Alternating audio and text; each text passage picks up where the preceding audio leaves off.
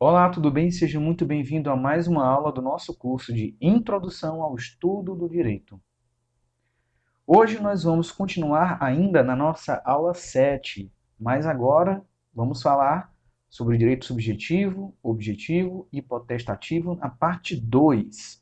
Hoje vamos falar sobre posições jurídicas ativas, posições jurídicas passivas, o dever jurídico e as suas espécies, sujeição, ônus e relação entre direito subjetivo e direito adquirido. Tenha uma excelente aula. Vamos começar com as posições jurídicas ativas. Vamos falar sobre poder jurídico, a faculdade jurídica, direito subjetivo e direito potestativo. Já falamos sobre isso na nossa aula 7, parte 1. Hoje nós vamos continuar nesse assunto. A posição jurídica ativa, ela vai assegurar ao sujeito poderes, proteções, favores e faculdades que poderão ser exercidas em face do sujeito passivo. Então, vamos ver aqui algumas posições jurídicas ativas. O poder familiar, por exemplo, que está aí no nosso artigo 1630 do Código Civil, ele não é exercido em favor dos pais. São os pais quem o exercem, mas em favor do melhor interesse dos filhos. Outro exemplo que temos é o síndico da massa falida. O síndico da massa falida nada mais é do que o síndico da falência. É aquele que administra e representa a empresa no momento de decretação da sua falência. Lembrando que falência nada mais é do que o acervo, né, de bens ativos e passíveis de uma empresa. Então, o síndico ele vai exercer esse poder, mas em nome da empresa. Temos também o papel do tutor e do curador, que exercem em benefício, né, esse papel em benefício do tutelado e do curatelado. Lembrando que hoje já é bem pacífica a questão sobre o curador, curatela, né, e a tutela, especialmente com o professor Flávio Tartucci fala bem sobre isso, a questão de que o curador ou o tutor, eles são escolhidos por um juiz. Mas esse juiz, hoje em dia, ele é aconselhado a ouvir a palavra do tutelado e do curatelado, ou seja, que a palavra dele, que a opinião dele também seja levada em conta no momento de escolha dessa figura que estará na posição jurídica ativa, em favor do tutelado e do curatelado. Vamos falar um pouco agora sobre as posições jurídicas passivas: dever jurídico, sujeição, obrigação e ônus. Dever jurídico é nada mais, nada menos do que a sujeição à vontade do sujeito ativo, que leva a pessoa a tomar condutas que realizem os direitos a este conferidos. Então, você está dentro de um processo judicial e você está no polo passivo. Então, você tem determinadas condutas que devem ser tomadas por você dentro dessa relação. Entre elas está aí o ônus ou o encargo, que é nada mais, nada menos do que quando se impõe a quem faz parte de uma relação jurídica, na qualidade de sujeito passivo, uma carga, um ônus ou o encargo. É o dever de cumprir uma certa conduta determinada pelo exercício limitado de um direito subjetivo, seja ele de natureza pessoal ou real. Ou seja, quem está no polo passivo, ele precisa tomar uma determinada atitude, certo? Ele está ali em torno do exercício limitado, né, de um direito subjetivo, e ele precisa prestar bem atenção nessa posição em que ele está. O dever jurídico e as suas espécies. Vamos falar aqui sobre 3 espécies especificamente. Vamos falar primeiro sobre o dever jurídico contratual e o extracontratual. Bom, o dever jurídico contratual, ele tem como base, como fonte, o próprio contrato. Tanto é que é muito comum, quando você vai fechar contrato com alguém, a pessoa dizer, oh, esse contrato é a nossa verdade, porque ele, o próprio contrato, vai funcionar como fonte do direito. Então, quando existe um contrato formalizado, ele vai ser a fonte inicial. Caso esse contrato tenha sido de boca ou um acordo, ou seja, extracontratual, a fonte dele vai ser diretamente a lei. Mas, Eduardo, o contrato ele não vai se remeter à lei? Vai sim. Primeiro olha-se para o contrato e o contrato ele tem que espelhar o ordenamento jurídico. Se tiver ali alguma cláusula, alguma coisa que seja abusiva, contraditória ou que não faça sentido, ou que seja punitiva de alguma forma para um dos lados, sendo que não poderia ser, isso pode ser contestado usando, evidentemente, a lei. Mas quando não há um contrato formalizado, é através diretamente já da própria lei que vai servir como fonte inicial desse dever jurídico. Temos também o dever jurídico positivo e negativo. E aqui é bem simples de se entender. O dever positivo, ele implica uma ação, certo? Algo que você precisa dar ou fazer. E o negativo, o seu oposto, uma abstenção ou uma omissão, ou seja, o não fazer. Vamos ver aqui o dever jurídico permanente e também o transitório, ou também chamado de instantâneo. O dever jurídico permanente, ele não se esgota no tempo. Então, nós temos preceitos que estão, por exemplo, preceitos penais, eles não se esgotam no tempo.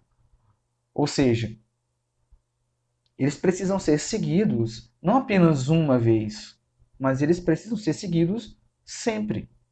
Eles não se esgotam com o passar do tempo. Já o dever jurídico transitório é aquele que se extingue, que acaba com o cumprimento da prestação. Então, o pagamento de uma dívida encerra aquele dever jurídico? Sim, completamente. Bom, vamos ver agora o dever jurídico e os axiomas, certo? Vamos começar pelo axioma de inclusão. Bom, no axioma de inclusão a gente tem a seguinte ideia: se você deve, então está permitido. Ou seja, dever aqui não no sentido de dever dinheiro, mas no sentido de algo que você possa cumprir, né? De algo que é esperado que se cumpra, que na verdade é forçosamente esperado pela lei.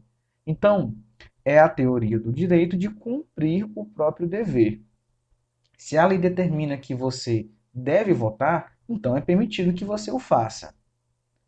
O segundo axioma é o da liberdade. No axioma da liberdade, você pode fazer ou não, não existe aí uma obrigação. Temos como exemplo aqui em tela a questão do testamento. Ele está previsto no nosso ordenamento jurídico, porém, ele não tem caráter de obrigatoriedade. Evidentemente, qualquer pessoa pode ou não fazer o seu testamento. Temos aí o axioma da contradição. Axioma da contradição. Ele ou proíbe ou permite, nunca faz os dois ao mesmo tempo, certo? Isso se deve, para que se evite que se encare a mesma situação com dois pesos e duas medidas, ou seja, que haja uma má aplicação daquela lei. Então, o axioma de contradição nos diz exatamente isso: ou proíbe ou permite. Não pode fazer os dois ao mesmo tempo. Inclusive, vimos em aulas passadas o jurista Norberto Bobbio falando sobre isso, sobre alguns axiomas que eles não dá para você fazer todo um ordenamento jurídico baseado em apenas um axioma. No caso, por exemplo, do axioma da contradição, ou você permite ou você proíbe. Axioma de exclusão do meio. Se não está, vamos dizer assim, se não está proibido, então é permitido. Se não está proibido, aquela conduta ela está juridicamente permitida, certo? Então é basicamente todo direito privado ele se baseia nessa hipótese. Se não está proibido, se não está expressamente proibido, então há uma permissão para que se faça aquilo. Temos também um axioma de identidade. O que é que nos diz o axioma da identidade? Ele existe para evitar dubiedade na interpretação. Então, deve-se entender que o que está juridicamente proibido realmente está proibido e o que está permitido está permitido. Parece meio óbvio falando assim, mas a ideia do axioma de identidade é que as leis elas espelhem exatamente o que está escrito, que não haja uma interpretação subreptícia por baixo da lei, que acabe vendo em uma permissão uma espécie de proibição às avessas ou em uma proibição uma permissão às avessas. Vamos falar agora sobre as posições jurídicas passivas, especificamente sobre a sujeição. É a posição jurídica de uma pessoa em face do direito potestativo de outra. Lembrando, o direito potestativo unilateral pode ser tomado a qualquer momento. O outro, não é o polo passivo dessa relação jurídica, ele apenas vai se sujeitar àquela ação e ela vai ter consequências declaratórias, é uma ação declaratória. Ou seja, quando o titular de um direito potestativo exerce esse direito, ao sujeito passivo só resta suportar as consequências jurídicas desse exercício. Vimos alguns exemplos também na nossa aula 7, parte 1. Caso de uma demissão sem justa causa, o caso, por exemplo, de um pedido de divórcio, todos eles são ações, né, de direito potestativo, e o polo passivo dessa relação está dentro da questão da sujeição. Ele vai se sujeitar a essa relação. Ainda nas posições jurídicas passivas, temos o ônus. O ônus é uma obrigação potestativa. Ela deve, discricionalmente, o sujeito passivo comportar-se de determinada maneira para realizar interesse próprio e não de interesse de outrem. O ônus deve ser compreendido como uma situação instrumental para alcançar um resultado útil do interesse do titular, que é o sujeito passivo.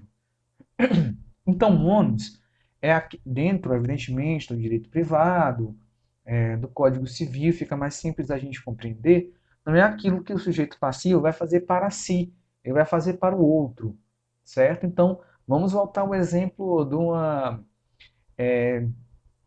uma questão de dívida. Então, a pessoa te pediu um dinheiro emprestado, não pagou todo. Então, está faltando ela pagar uma parte desse valor, tá? Sim, ela vai ter que pagar. Aquilo é o ônus, certo? Ela vai fazer aquilo não por ela. Aquilo deve ser feito em favor do sujeito ativo. Então vamos agora falar sobre a relação entre direito subjetivo e direito adquirido.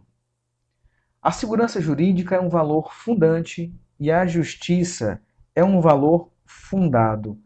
O direito adquirido nada mais é do que a ideia de que uma norma jurídica ela é feita para valer daquele momento em diante e nunca daquele momento para trás. Por que ela recebe o nome, essa atitude de segurança jurídica?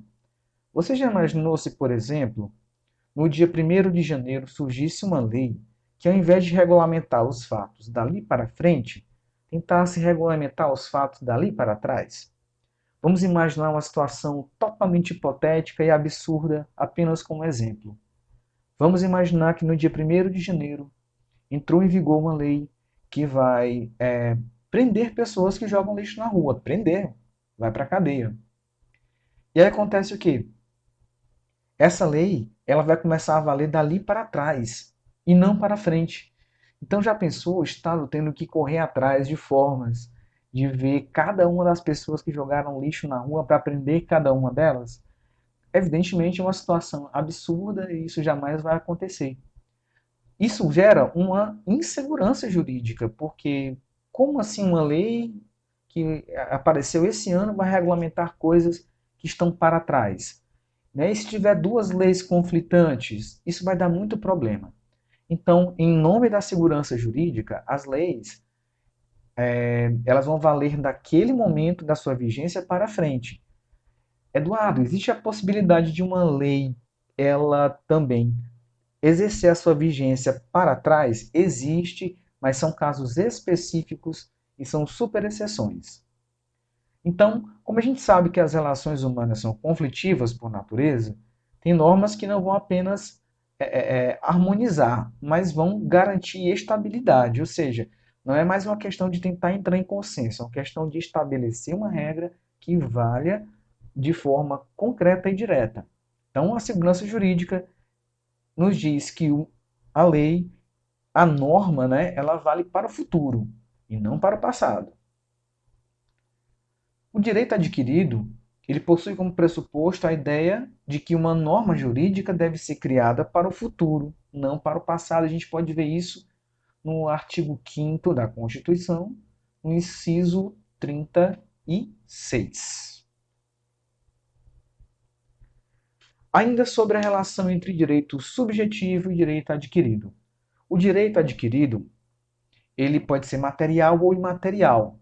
E o que mais interessa para a gente agora entender é que ele, o direito adquirido, ele vai integrar o patrimônio jurídico de uma pessoa. Ou seja, se uma determinada pessoa, digamos, conseguiu um benefício do INSS há 10 anos atrás, e de 10 anos para cá as regras mudaram, essas regras só vão poder atingir daqui para frente, porque esse direito já foi adquirido, já está sendo usado, ele já se incorporou ao patrimônio jurídico da pessoa. Então ele não pode ser cassado ou retirado.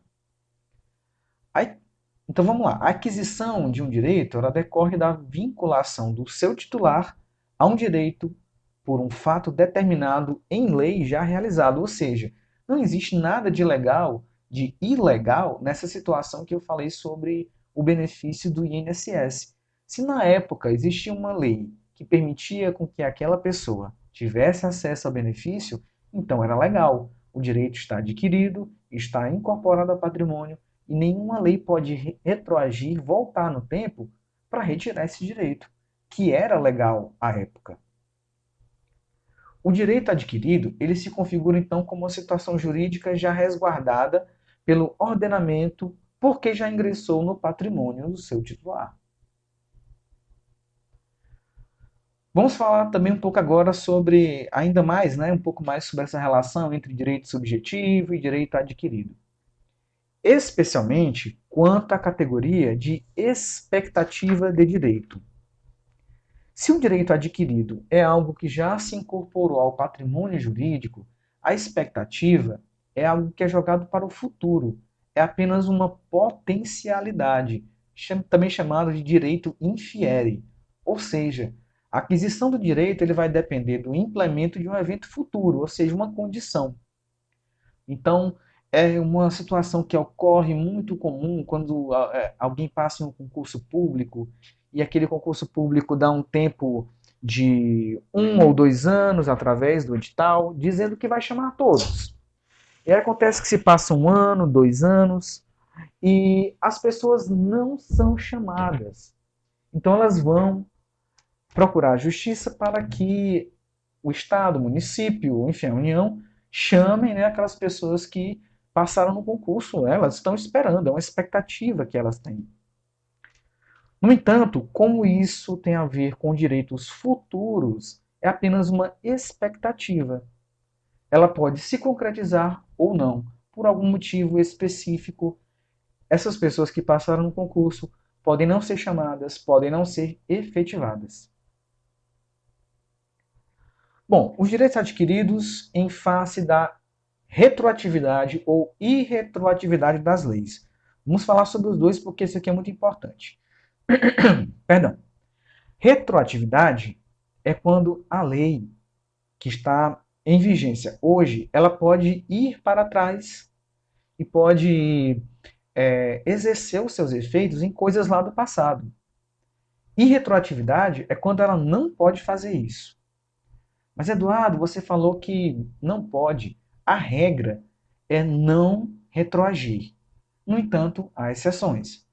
Vamos falar aqui sobre 3 teorias que falam sobre a retroatividade e a irretroatividade. Vamos começar com a teoria de Savigny.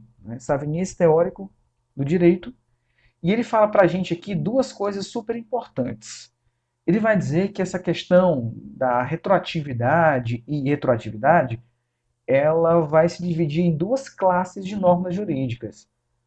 A primeira nos diz o seguinte, que quando estamos falando de aquisição de direitos, esses direitos não podem ser atingidos pela retroatividade, ou seja, uma vez que o direito foi adquirido, se incorporou ao patrimônio jurídico, as leis não podem retroagir para retirar aquele direito. Mas ele vai dizer o seguinte, quando diz respeito à inexistência de direitos, as leis podem retroagir, ou seja, quando existe uma lacuna, um espaço, a lei ela pode retroagir, segundo a teoria de Savigny, para preencher aquele espaço. No ordenamento jurídico brasileiro, isso recebe um outro tratamento. Né? Na verdade, as leis só podem retroagir para o benefício daquela pessoa, daquela categoria, e nunca para tirar benefícios. Então, essa é basicamente a teoria do Savigny. Ela é considerada uma teoria instável, porque dá margem para que, de repente, as leis elas possam retroagir e acabar retirando alguns direitos. Temos a teoria de La Salle e Gaba. Ela fala basicamente sobre os direitos adquiridos, não é? A questão dos direitos adquiridos, eles são decorrentes de fatos capazes de produzi-los na época em que a lei existia, permitindo seu ingresso imediato no patrimônio do seu titular. Ou seja, a lei entrou em vigor, ela já entrou no patrimônio jurídico dos particulares. É uma teoria que é vigente no ordenamento brasileiro, porque ela limita a irretroatividade. Nem toda lei pode retroagir e não pode retroagir para qualquer coisa.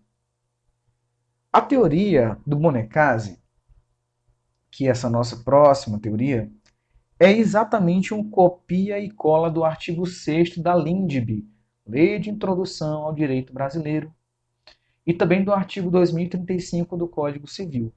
Olha só, o artigo 6º nos fala assim, a lei em vigor terá efeito imediato e geral, respeitados o ato jurídico perfeito, o direito adquirido e a coisa julgada. Mais à frente vamos falar sobre ato jurídico perfeito e coisa julgada.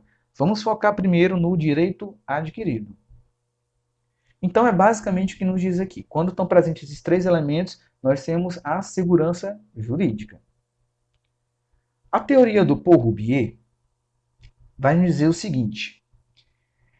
É a teoria do efeito imediato da nova lei também, não é bastante presente no ordenamento brasileiro. Ele vai dizer basicamente o seguinte, a lei anterior é para os fatos do passado. A lei nova é para os fatos futuros. Então, a gente sente também ecos, né, dessa teoria reverberando no nosso ordenamento jurídico brasileiro. Vamos lá para um exercício. Exercício número 1. Assinale a alternativa correta quanto à classificação dos direitos subjetivos. Letra A. O direito à saúde é considerado um direito absoluto e intransmissível. B. Os ditos direitos de personalidade são direitos patrimoniais e renunciáveis. C. O direito de exigir os juros decorrentes de um contrato de empréstimo é considerado um direito principal. Letra D. O direito ao nome é considerado um direito derivado e transmissível. Letra E. Os direitos autorais são considerados direitos subjetivos, públicos e irrenunciáveis. Vamos lá, dá uma pausa no vídeo, pensa um pouquinho, já já a gente volta com a resposta e o comentário. Ok, vamos lá, questão 1, resposta correta, letra A. Quanto à classificação dos direitos subjetivos, o direito à saúde é considerado um direito absoluto e intransmissível, certo? Então, como direito absoluto, não existe nenhuma característica de relatividade nele e ele é intransmissível. Não pode ser passado para outra pessoa, não pode ser. Você não pode, por exemplo, alugar o seu direito à saúde ou repassar para outra pessoa mediante um pagamento. Então, ele é intransmissível. Letra B, os direitos de personalidade são direitos patrimoniais irrenunciáveis. Na verdade, essa resposta até estaria correta se ele especificasse quais direitos de personalidade, porque alguns realmente são. Mas, em geral, a regra é que os direitos de personalidade não são patrimoniais e não são renunciáveis. C. O direito de exigir os juros decorrentes de um contrato de empréstimo é um direito principal. Não. Os juros são direitos secundários. É aquele valor, o valor cheio, não é? Então, se a dívida é de R$ 500, os juros deu, mais com os juros deu 600.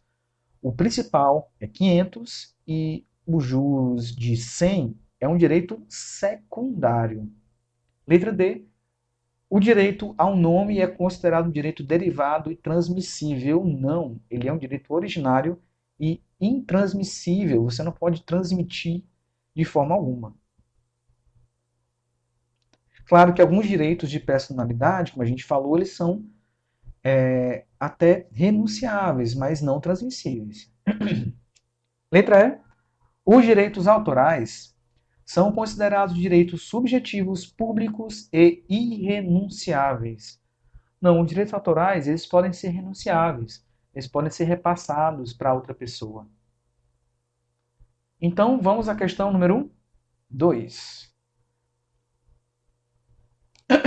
A norma definidora de direito fundamental, segundo a qual a lei não prejudicará o direito adquirido, o ato jurídico perfeito e a coisa julgada, está na Constituição, artigo 5º, o inciso 36, né, aqui ficou 34, mas é 36. Pode ser explicada da seguinte maneira. Letra A. A lei não pode retroagir em detrimento da segurança jurídica do cidadão. B. A lei ordinária não pode, mas a lei complementar pode prejudicar o direito adquirido, o ato jurídico perfeito e a coisa julgada. C. O princípio da legalidade não se aplica às pessoas jurídicas. D. O princípio da anterioridade da lei penal não se aplica às pessoas jurídicas. E. O Estado democrático de direito só admite leis prospectivas. Vamos lá? Pensa um pouquinho, já eu volto com a resposta e comentários. Ok, vamos lá, questão 2, resposta certa. Olha só, a lei não pode retroagir em detrimento da segurança jurídica do cidadão. Ou seja, nós temos a segurança jurídica que você não pode criar leis que elas voltem no tempo para retirar direitos que já estão assegurados. Então, de fato, de acordo com o artigo 5º, inciso 36, a resposta correta é a letra A. Vamos ver a letra B. A lei ordinária não pode, mas a lei complementar pode prejudicar o direito adquirido. Não, gente. Nenhuma das leis pode, tá? C. O princípio da legalidade não se aplica às pessoas jurídicas. Ao contrário, o princípio da legalidade se aplica com certeza às pessoas jurídicas. Ele está querendo aqui fazer uma pegadinha com a questão das pessoas físicas e jurídicas. Não. Absolutamente as duas devem seguir o princípio da legalidade. Letra D. O princípio da anterioridade da lei penal não se aplica às pessoas jurídicas. Se aplica sim. A anterioridade da lei penal, isso a gente vê no direito penal, né, com tranquilidade, vai dizer que você não pode ser condenado por uma lei que veio depois do crime praticado. Foi aquele exemplo esdrúxulo, né, de brincadeira que eu dei para você, do crime de jogar lixo na rua. Então não pode vir uma lei daqui a 2 anos e ter os seus efeitos retroagindo para pegar todas as pessoas que fizeram isso. Claro, evidentemente, mais uma vez, o exemplo puramente hipotético. Letra E. O Estado democrático de direito só admite leis prospectivas, ou seja, só admite leis para frente? Não. Como eu falei para você, há exceções, mas as leis também elas podem retroagir, certo? Para casos muito específicos. Tudo bem? É isso, espero que você tenha gostado da nossa aula de hoje. Até mais, até a próxima. Tchau, tchau.